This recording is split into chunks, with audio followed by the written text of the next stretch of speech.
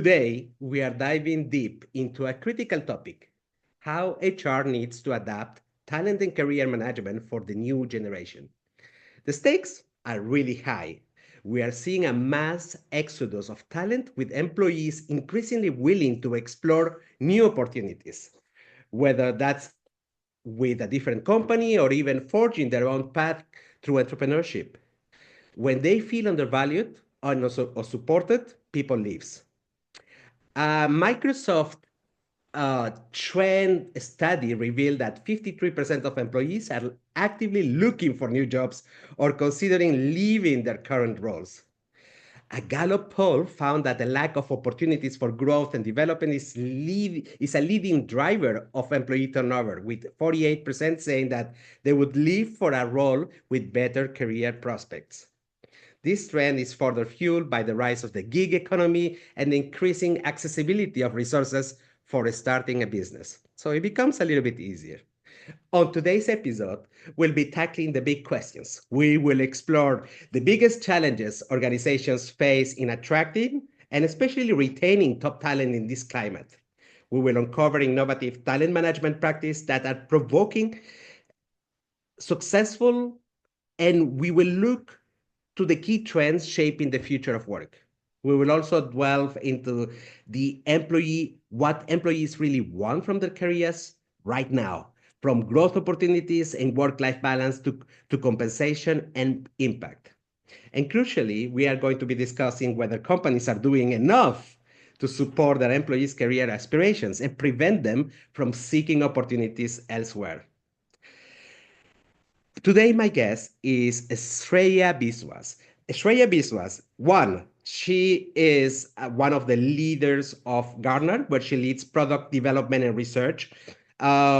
She has also been doing an MBA. She's a Six Sigma Green Belt and Cambridge certified, and she brings a unique blend of strategic thinking and practical expertise on the wall of sales leadership.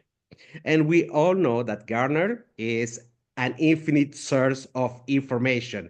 And that's what today we want to discuss a little bit longer about. What have you learned, Shreya, in terms of this talent approach from organizations? And also, what are your personal experiences that you have encountered in your long career? Shreya, thank you very much for today. Great, Ivan. Thank you so much for having me. I'm so excited to be here and share some of the anecdotes and some of the research takeaways that I've taken away from my time at Gartner.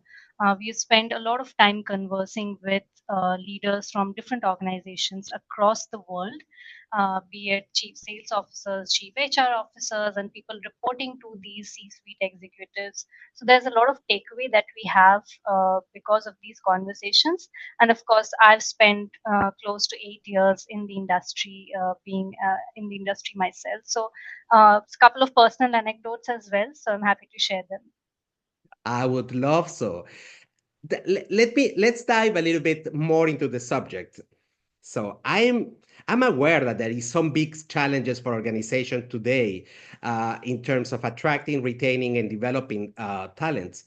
So according to you, what are these big challenges? Do they really exist, or is we just have the impression maybe 10 years ago it was the same, but we believe that is a challenge today? Interesting question. I think definitely there are many challenges that talent management professionals face nowadays, or HR faces. And I think the first big one that I would want to talk about is in just the scope of talent management. So, if you will observe the trends in recent years, the volume, the scale, and the complexity of talent management, they've increased significantly.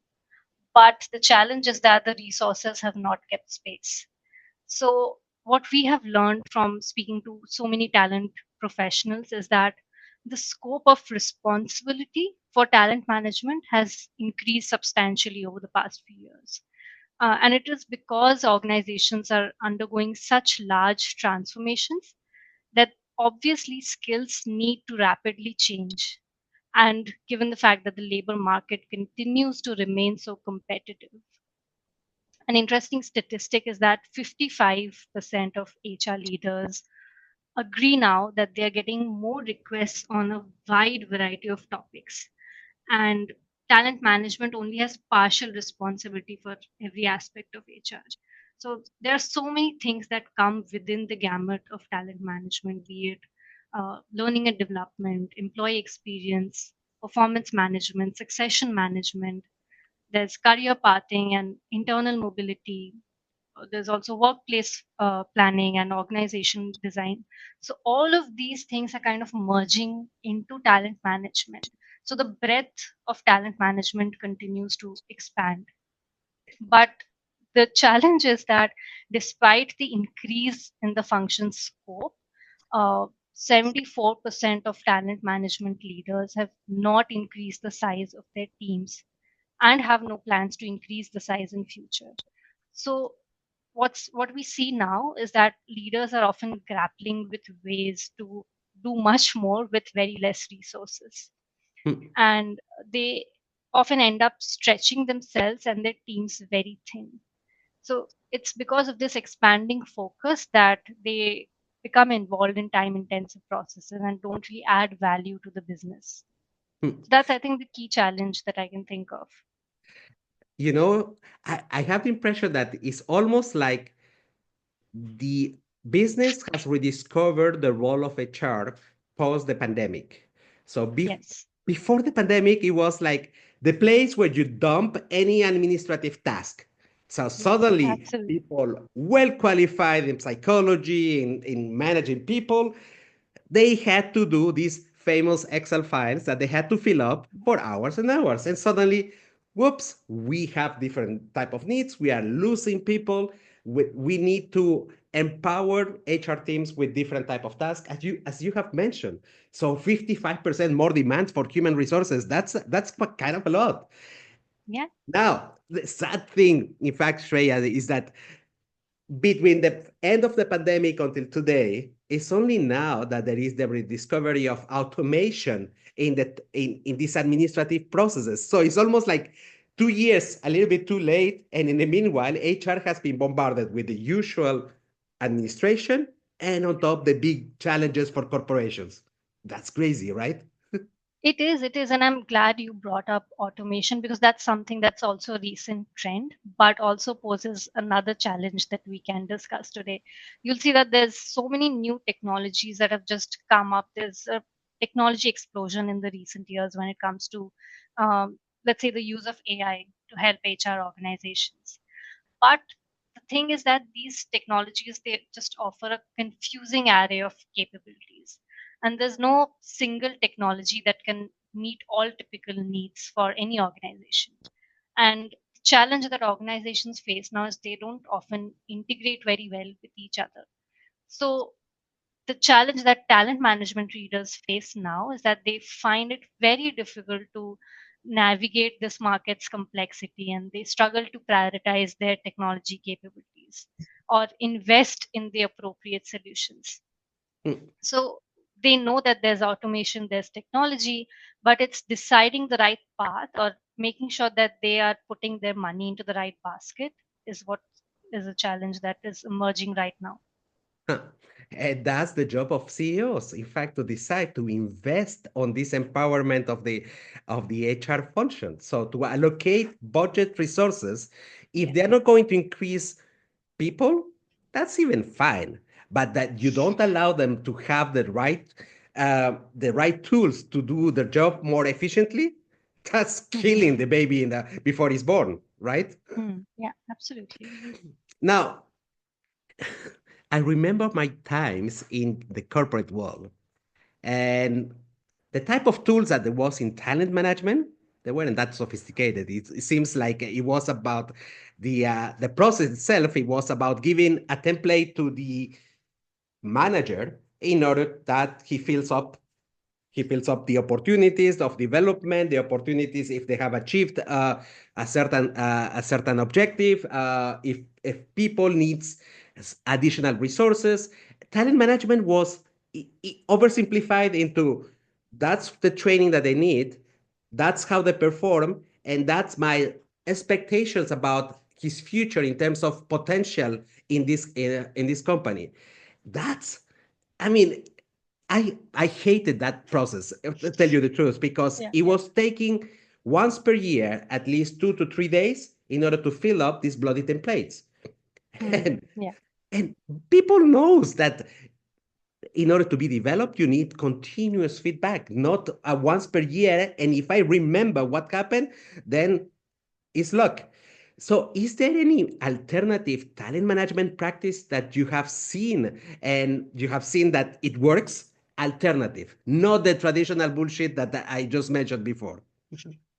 Well, I'll take a slightly tangential answer to that question. I won't say it's a talent management practice, but something that I feel is very crucial in attracting and retailing talent. And it's something that I personally value as well. So for me, I think first impressions are everything. And a company's digital presence is the first look that prospective talent has of the organization. And I'm talking about this specifically because most people would answer this question in terms of technology and AI capabilities. And I don't just want to talk about that, but I want to talk about the human aspect of engaging with an employer. So, if I say digital presence, it means that it's all elements of a company's online footprint. This would include the company's website, the official social media, the founder or the CEO social media, news articles, or any evaluation on third party or backdoor reviewing sites. So, curating an authentic and compelling digital presence is, I think, one of the most organic and efficient ways for companies to gain visibility and attract talent. And we see that Gen AI bots are always permeating these virtual platforms. So emphasizing and humanizing the company's brand increases its trustworthiness, its attractiveness for talent. Like personally, if I have to, let's say, look up a potential employer, I'll always go to LinkedIn, I'll always go to Glassdoor and look at employee reviews. And those are such important things for me. Like if I read a host of comments where people have talked about the company's culture and disliking it or facing challenges with the culture, I definitely reject that prospective employer even before I appear for the interview. So I think companies with employees also who are very active on work related social platforms, they are nearly 60% more likely to attract top talent and 20% more likely to retain them. Because employees act as really strong advocates for any kind of company. And this is a LinkedIn research if you find it somewhere. So basically, these companies were like so attractive because of the employees. Organizations should know that uh, this is a very crucial social tool for recruitment and for promotion of company culture. And most companies often neglect their digital presence in this kind of priority because you'll see that a lot of companies are aware of social media marketing, but they only focus on the marketing aspect of it or lead generation for sales. But they undervalue its role in talent management or talent attraction. So, but creating a very first hand and standout first impression, it's a very compelling narrative. Like if you go into my LinkedIn profile and you look at my page, you'll see that I'm a strong advocate for my current employer, which is Gartner, right? So, which is why I have so many people almost daily reach out to me and saying, "Hey, you can you refer me for this role, or can you tell me more about the company, or can you tell me more about like life at Gartner and things like that." So this positions me as an advocate for the company, and it opens up a whole new bunch of talent pool that otherwise would not have been there for the organization.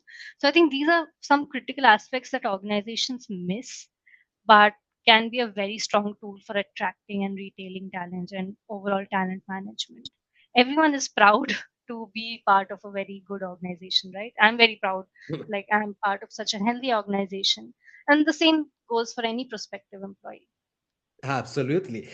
And you know what strike me is that you have mentioned it something that is quite mentioned something that is quite important, that there is two sides at the digital presence. So what you portray for the outside world, so Yeah. that there is the right type of information, what you offer and all the stuff, and the inside, which is when people goes to Glassdoor and check that.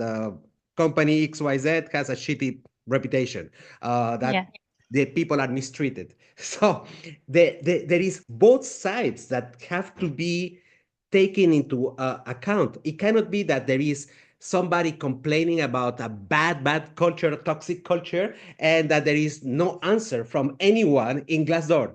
And today Yes. it goes, I mean, these sites for review of companies are taking a big stand. You mentioned artificial intelligence.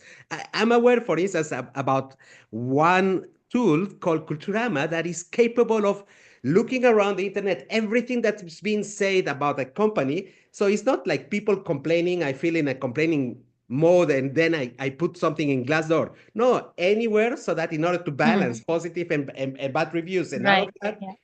it tells you, it gives you in a dashboard, this is the real reputation of a company. So these tools, it's not going to be the only one, Culturama. I'm pretty sure that other tools are going to pop in, but AI gives you the possibility to read tons and tons of comments in order to decide, is this good and why is it good or bad. My God, so both sides should be reviewed by corporations. It is important. Absolutely, and I took away two things from your response just now. One is that uh, when there's so many people coming and complaining that, oh, I've had a very bad experience, a shitty experience, but no one responds. So you'll see most organizations have a customer service team where they would go and respond if a customer leaves a very bad product review or a service review, and they would respond to that. But most companies would not have any kind of talent management media team that would respond to employees complaining. So that's again a gap and a challenge, goes back to your first question. And the second thing is, just like AI is useful for talent management leaders and teams, it's also useful for employees because they can, like the tool that you mentioned, they can leverage AI and just take a very all up and 360 view of what the company is. So yeah, I think AI is everywhere nowadays. You can't just ignore it. It's in your face all the time. But it's about learning the right use cases for employees or for organizations as well. I remember that I have met a couple of organizations that were, um, often when people were leaving on their own, they didn't have like exit interview. Can you imagine? Hmm. So Yes. when people were fired, there was an exit interview or a reason why. But when people were leaving on their own, it was Hmm. okay. He just wanted to leave. No. But Yes. very often, these guys, they have a lot to say about how to Absolutely. build a better organization, and they weren't asked for that. Yes, exit interviews are such an important source of information for organizations, and I would say, you would find that probably half organizations don't even have exit interviews for people who leave voluntarily, and even the ones that do, I think 50% would, for them it would just be a formality. They won't really go and dig into that data. It just sits somewhere as as a formality, or that we have done exit interviews just for the sake of it. But no one actually goes in and dives into the like actual scenario and what is the actual feedback that people have given. So it's again such a wealth of information, but hardly very few organizations tap into it. Shreya, do you see any trends in terms of how the talent management is going to be treated in the near future? Is there any specific future of talent management trend that you have spotted? Because I'm pretty sure that because of your job, you are spending a lot of time reading amazing literature. Mhm. Well, I have to. So we've kind of avoided talking about AI, but let's talk about that here because that's something there's a lot of experimentation going on in talent management processes with Gen AI. And I see that most HR functions have started exploring generative AI use cases. And I would say around 20 or 25% organizations are already highly engaged in enterprise-wide discussions of generative AI. So I think in talent management, the trend is primary focus is on marketplace technologies that address the talent scarcity issues like we have discussed in the past. So many organizations are looking at the use cases that fit their talent management and attraction pool. So just with any new technology, I think the trend right now is that all companies are trying to incrementally experiment with Gen AI, and they are working with their other counterparts or other business stakeholders, including legal, compliance, and other teams to ensure how can they extract the relevant benefit from Gen AI. And when it comes to talent acquisition, I think Gen AI has like a lot of use cases which are highly, highly relevant. Uh, be it improving efficiency or improving the employee experience or just enhancing decision making of talent management leaders. Hmm. So I think that's the trend that I would say is just bang on in terms of top of mind for every talent management leader. Like if you just think of all the use cases that are relevant, there's so many things that AI and Gen AI can do, and there's potential for large scale Gen AI adoption. Starting with the very basic, there's the website creation. So all companies have their careers website, right? So Gen AI can help with content creation, content generation for the career website. There's it can help with increased adaptability of content for different kind of candidate audiences. Hmm. It can generate content much faster than humans can do. Then there's just like companies manage their social media campaigns, companies also have their candidate campaigns and text related to candidate campaigns. So Gen AI can help with that. Gen AI can help create content for talent management campaigns. uh, Other use cases would be job descriptions. Hmm. Gen AI would be much, much faster in terms of adjusting the job description to whatever is the current organization requirement, whatever is the labor market requirement in the present. So for humans, the turnaround time for creating a new job description would be much higher than just working with Gen AI, which would just take a few minutes. Hmm. Uh, it can also have a positive impact on diversity through the mitigation of wording bias that we sometimes humans put into job descriptions. So all that gets eliminated when it's created by AI. If you go into further into the process of interviewing candidates, Gen AI can help you create questions, create contextualization for interview questions. So obviously this, since we talked about how the scope of talent management is now increasing in terms of the breadth of activities they handle, these things and leveraging AI here can just reduce the effort that talent management gives into their daily workflows. So creating questions, there'll be increased quality of questions that Gen AI creates. It will be consistent for different candidates. There'll be no bias, and there'll be much faster turnaround. And same things go for interview analysis as well. So Gen AI can create transcripts for interview generation. It can create summaries. It can enable you to make faster and better decisions when it comes to hiring.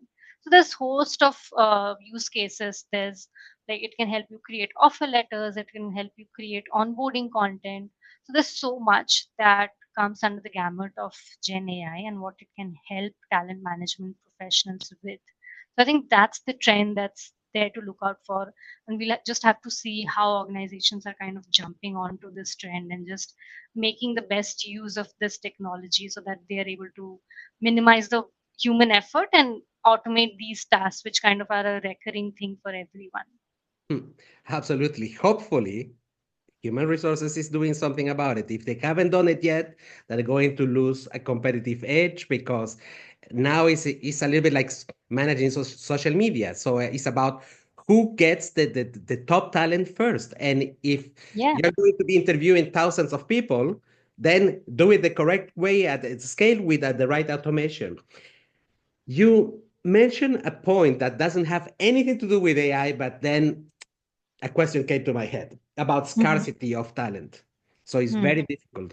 Um, do you have the impression that some companies are already trying to spot the talent before it is available in the market? What I mean is before they go outside of university, maybe 2, 3 years before, there is Mhm. already some scouts who are looking at how to spot.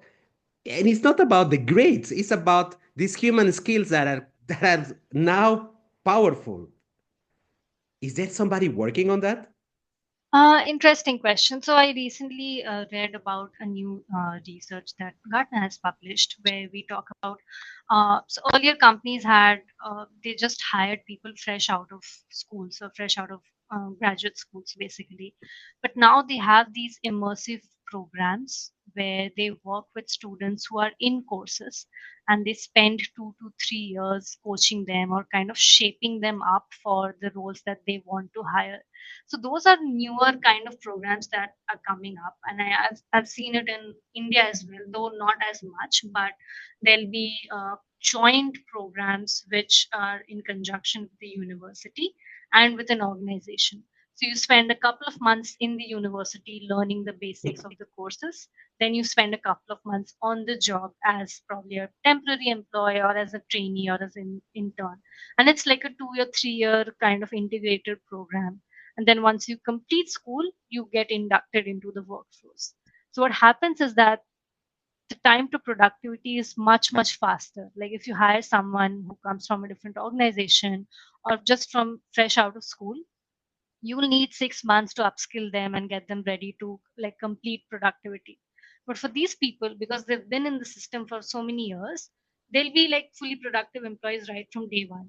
So I Hmm. think those are very interesting programs, but obviously we don't see them as much as probably we should. I think very few companies experiment in these spaces. Hmm. Very few companies and very few universities, because sometimes universities are a little bit too slow to be Yes. in pace with with the future of work. Yeah. Absolutely. That's something that I constantly advocate. Like I work with like my MBA alma mater as well in terms of having some like industry exposure for students. And I keep advocating that, you should continue, students should continue speaking to people from the industry just to keep in touch. Because sometimes the coursework and the industry can be like poles apart. And universities don't really catch up that fast with the Hmm. changing trends of the industry. Exactly. I think we have enough spoken enough about the process of talent management. Now I want to discuss a little bit more about the people. Hmm. Um, w- According to you, what are the employees' top career priorities right now? What do they really want the employees inside of an organization? Hmm. I think that answer probably would have been different before 2020, and I think it's different now. I think after the pandemic, employees are increasingly valuing flexible work arrangements. They are valuing work-life balance, including remote work or flexible hours. So, because the pandemic accelerated the adoption of remote work, and now many people expect hybrid models which allow a mix of in-office and remote work.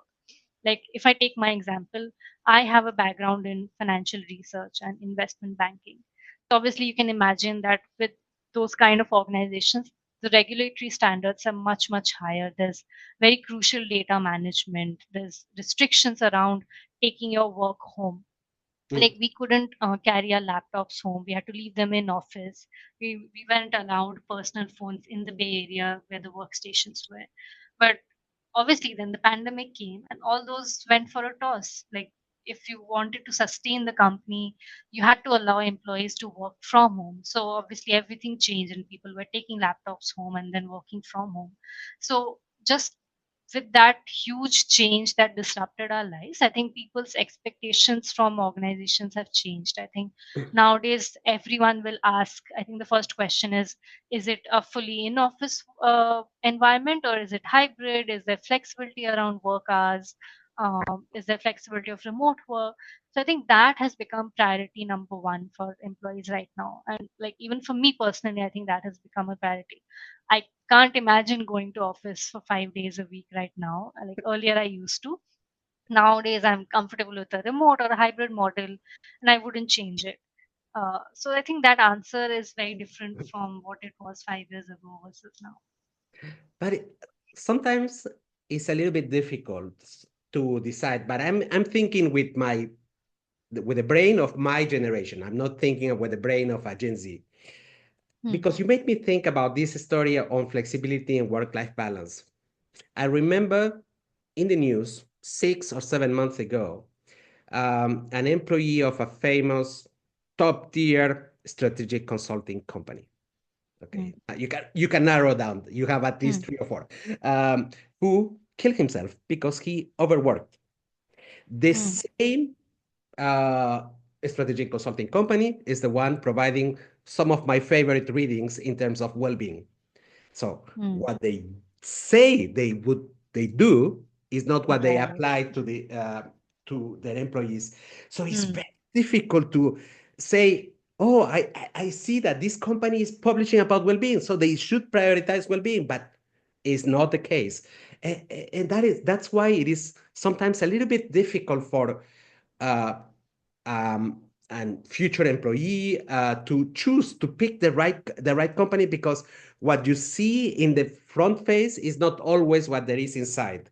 So it's almost like we need to dig even deeper. I was really so sad about this news, because I really believe that I knew the reputation of that company some time ago, but I thought that they changed, and I was a little Hmm. little disappointed that it wasn't the case. No, absolutely. I hear you. I think not all organizations practice what they preach, and I think it's hard to generalize even the entire organization. I think there are so many global organizations that operate in different locations. They have different subsidiaries, different teams, different business units, and you can't say that the entire organization promotes mental well-being or promotes a healthy culture. It could probably be that one view where the leadership is slightly different in their mindset. They could be operating in a totally different way, which is why, like, when I work with people in terms of career management, I always tell them that if you're evaluating a new opportunity, always reach out to people from the same team and talk to them. Only then can you know what the true scenario is, like what the work culture is, what the environment is. So nowadays, like, if I have to evaluate a new job opportunity, I will find someone on LinkedIn who works in the same team, and I'll just ask them for a quick call and say, hey, can you tell me more about the team? Can you tell me about the leadership, what the culture is? I think, and that would give me the true picture of what I'm getting myself into. Nothing else can actually give that. That's totally right. Is there any specific tip or advice that you would give to an HR professional about what type of skills these professionals should be investing in today to be effective for the future, to be ready for the future in terms of managing talent? Mhm. I think the first thing I would say is, like we discussed, like HR professionals need to juggle many different responsibilities today. So they need to transition from the traditional HR roles to those of strategic consultants or change managers and industry forecasters. So I think the first thing that I would say is business acumen, which is something that is not probably there in all HR professionals. So uh, understanding the organization's financial and operational context is, I think, one of the most important competencies as an HR professional that they can have and they can build within the business. So they would require proficiency in the industry, in the organization, and the financial knowledge. And um, interestingly, Gartner also surveys HR leaders, and business acumen came out as the top three priorities that HR leaders believe are critical for HR professionals to develop. So professionals must have like a nuanced understanding of the landscape of the organization so that they are able to align their strategies in HR with the business's goals. And they must position themselves as strategic allies. So that's one. And the second I would say is just proficiency with data. Because like we discussed, a lot of organizations are now investing in AI, they're investing in analytics, talent analytics to be specific, but that investment would not reap the desired benefit if the HR professionals do not leverage that data for making their decisions. So, data judgment or the ability to work with data to handle, analyze, interpret that data effectively is a crucial skill for HR professionals as well, I think. Hmm. I want to add something about to what you have said, Shreya. Um, I would advise HR people to don't wait for your company to pay you for a training about data science, about AI, Yeah, or yeah. whatever. Today, we can access anywhere in the world free courses of anything. We can make an education with top universities, sometimes even get a certificate that we did it for $100. So what the hell? Don't wait, because the ones who invest today in the growth today are the ones who are going to be future proof people. Absolutely. And not just HR, I think that just applies to anyone who's a part of the workforce. Like, no one Yeah. should wait for people to upskill them. I think upskilling is a constant journey.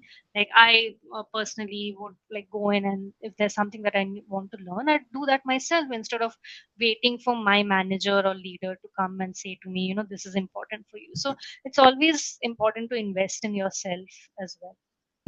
Absolutely. So now we move away from these HR people. We have enough spoken about them, and we talk to the CEO. Mhm. What advice would you give to that CEO looking to embrace more innovative talent management strategies? What should he do right now? Do right now? That's a difficult question. I would say, like I said, I think what I already said is we talked about AI, right? And the CEO is crucially involved because, like, if you have looked at the current market scenario, every company is in a cost cutting and cost prioritization mode. So there's a healthy balance that the CEO needs to make in terms of investing in the right things and maintaining costs. So finding that right balance is goes to up to the CEO and the CHRO. So I think they need to make those decisions very, very smartly when it comes to where should they put their money so that it gives them the maximum benefit, because organizations don't have a lot of bandwidth when it comes to investing heavily in these new technologies, but they also don't want to lose out on the race to attract the most valuable talent. So they Mm, have to invest, but very smartly. So I think that's the first thing that I would do is just getting ahead of the talent landscape, and that can happen with like a thorough analysis of what your HR team does, what can you automate, where would technology be your teammate and not just be there for the sake of it. So tech as a teammate is something that Gartner really advises on, and that's something that applies not just to HR but all the functions really. So you need to understand where the technology can be your teammate and not just a huge burden on the people where they have to say, "Oh shit, I have to like attend another training or learn another new technology." Funny thing is that today the way we train ourselves has changed drastically. Sometimes we train ourselves with a podcast. Sometimes we are members of the newsletter from Gartner, for instance, and that could suffice to keep yourself with the trends, with what is going on, and to use as much as possible. It's not anymore about investing in a mega system who is going to create a new process. Hmm. Forget that. Go and learn how to use at best simple processes that deliver results instead of investing for an Oracle SAP system to manage talent. Go today. Startups are selling, I don't know, licenses to systems that are quite good, in fact, quite creative and deliver results. So don't make it about big investments from well-known company. Make it from Yes. companies who deliver results. Yes, absolutely. That's a great point. I think some big companies dominate these places and marketplaces, but it's important to see what really works well within your existing systems. I think that's where most leaders go wrong with technology investments, is they run after the bigger names and think that that will kind of solve their problems, but eventually find that it doesn't integrate with their existing system. So understanding what integrates best is like the best thing that you can do for your employees as well. Yeah, and by the way, this integration thing has become the bullshit from the IT because today there is APIs that connect to anything. And with the creation, with automation of AI, everything can be connected to anything in 3 seconds and a half. Okay, your consultant will still charge you for 1 day of work, but the Yeah. actual work will be 3 seconds. Yeah. Yeah. That is true. Shreya, so is there good ways in order that if people wants to connect with you to discuss about talent, to discuss about Gartner, by the way, which is one of the incredible resource for current knowledge, how can they reach you out, Shreya? Well, I'm very active on LinkedIn. They can just drop me a message on LinkedIn and I'd be happy to respond. I think I don't have a website or anything, but yeah, I'm just, like I said, I'm an advocate on LinkedIn. I also talk about like early career professionals and what they can do to navigate their journeys.